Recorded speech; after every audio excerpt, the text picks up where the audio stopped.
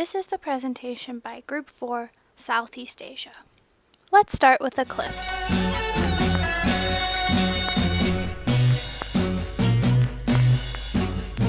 โอ้ยผมแสนกลุ้มใจผมแสนกลุ้มใจผมแสนกลุ้มใจซัดเบียร์ซัดเหล้าเรื่อยไปเที่ยวให้ถึงใจสบายใจดี Music that you just heard is called Luk Thung.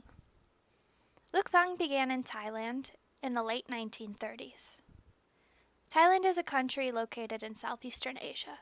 It's bordered by the Andaman Sea, the Gulf of Thailand, the Indian Ocean, and the countries of Burma, Laos, Cambodia, and Malaysia.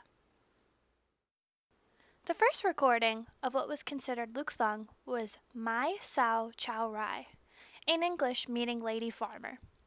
It was written by Hem Vejakorn in 1938 and released for a radio drama of the same name. The term Luk Thung came almost 30 years later.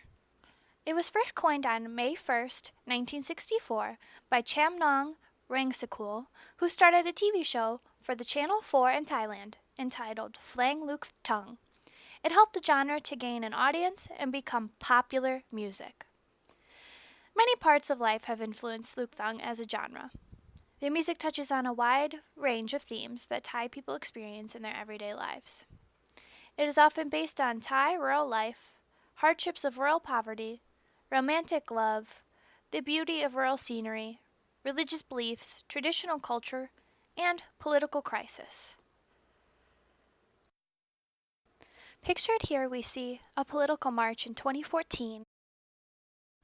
Luk Thung has a foundational association with the history of Thai protests, which have been recurrent in light of this country's wayward politics, a system that has witnessed several different coups d'etats in just a few decades. Luk Thung was first utilized by protesters during the 1970s when communist insurgents used a rural form of Luk Thung to express dissatisfaction with economic and social disparities between rural and city peoples. This dissatisfaction resulted after a boom in Thailand's economy when wealth was disproportionately centered in Thailand's capital, Bangkok. Thus, Luk Thung was dubbed a sort of rural modernism. This style of music emerged on the political foreground again after a successful coup d'etat staged by the Royal Thai Army in 2006. After this coup, two groups, the Red Shirts and Yellow Shirts, formed. Luk Thung was closely tied with the Red Shirts, a political group that opposed the coup d'etat of the former prime minister. It allowed protesters to express their criticism of public situations with themes of sadness and mourning, a focus that was best communicated through the genre of Luk Thung. Yellow Shirts, the group that initially orchestrated the overthrow of the prime minister, also utilized Luk Thung. However, it was apparent there was no real connection to the intentions of the music, since it was used by the Yellow Shirts as patriotic songs or party music performed by pop artists, rather than professional and traditional Luk Thung singers. The coup d'etat also allowed for fewer concerts during the martial law period, when it was difficult to go out at night due to regulations set in place by the military government. However, the military regime compensated for concert loss through use of Luk Thung as propaganda and as rewards for certain communities who best upheld military regulations.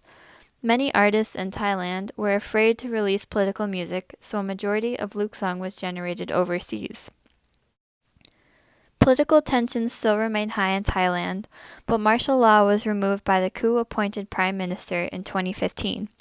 However, the popularity of Luk Thung and its political momentum have suffered irreversible blows. The stylistic origins of Luk Thung are rooted in Phlang Thai Sai Khan, the Isaan language, and Morlam musical traditions. It is most closely identified as folk and country, but because of its diverse range of music influences, Luk Thung is referred to as a hybrid of popular music. Luk Thung is sung with a distinctive country accent and common use of vibrato. In addition, it also uses Western instruments, mainly brass instruments, such as the French horn and tuba. The French horn is shaped like a long metal tube with one wide end wound round in a circle. It is played by buzzing the lips into a mouthpiece and moving the valves in order to obtain different notes. The pitch of the sound is controlled through the following factors: the speed of the pressure of the air going through the instrument, which the musician controls with his or her lungs and thoracic diaphragm, and the diameter and strain of lip aperture, controlled by the mouthpiece and the musician's lip muscles. The more modern French horn also has a set of valves for the left hand that guide the air into extra parts of tubing. The tuba is the largest and lowest pitched musical instrument in the brass family. Like all brass instruments, sound is produced by moving air past the lips, causing them to vibrate or buzz into a large cupped mouthpiece. In addition, the instrument consists of vertically coiled tubing, 3 or 4 valves, a wide conical bore, and a flared bell. The different segments of the tuba are shaped and bent from machinable brass using standard techniques. In addition to Western brass instruments, you could also hear Thai traditional instruments such as the can and the pheen in Luk Thung music.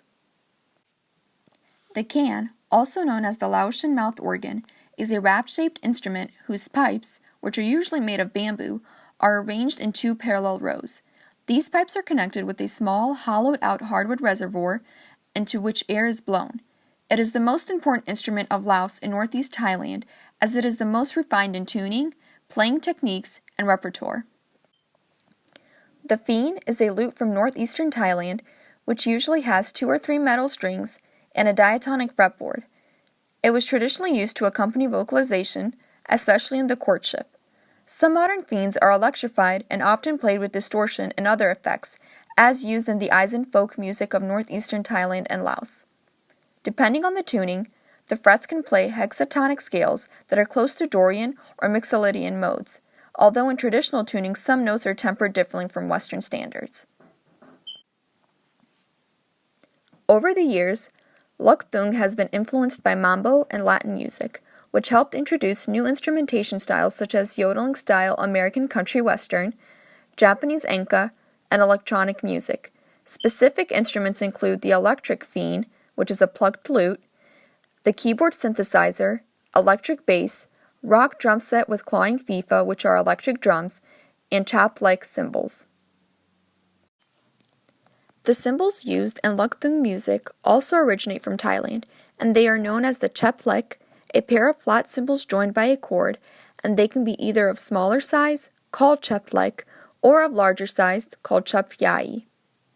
You will hear 2 different pieces of Luk Thung music that follow a typical instrumental flow as follows. During the intro, the drum set, electric bass, and synthesizer begin with a steady beat in common meter. Then in the first strophe, or toe, the electric pheen enters, followed by the vocalist who sings in the Central Thai language.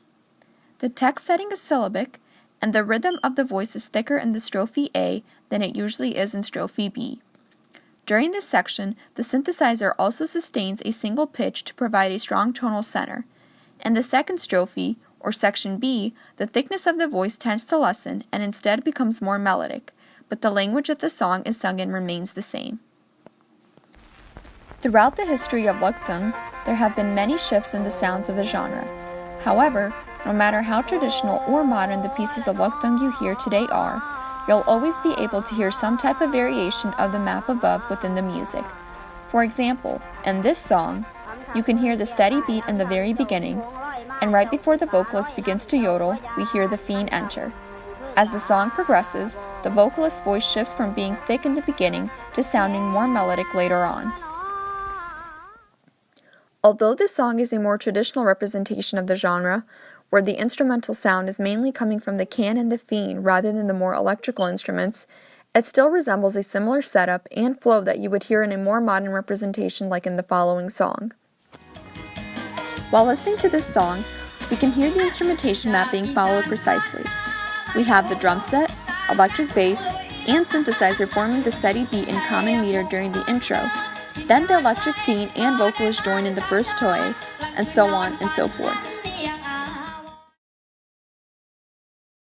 There are several well-known Luk Thung artists. To start, there's an artist named Sa Ku Ni, who goes by Wei Fu Fei Song Fong, his stage name. He became popular around 1997. His most popular songs included Ta To Whom Tai, Fong Kao, Ti Ko, and Bang Somba. The next artist is Pongsi Waranu, and she is also known as the Queen of Luk Thung. She was prominent during the 1950s. Her style was a mixture of traditional Thai folk music with East Asian, Latin American, American country, and film music. She was the second artist to be awarded the Thai National Artist Award.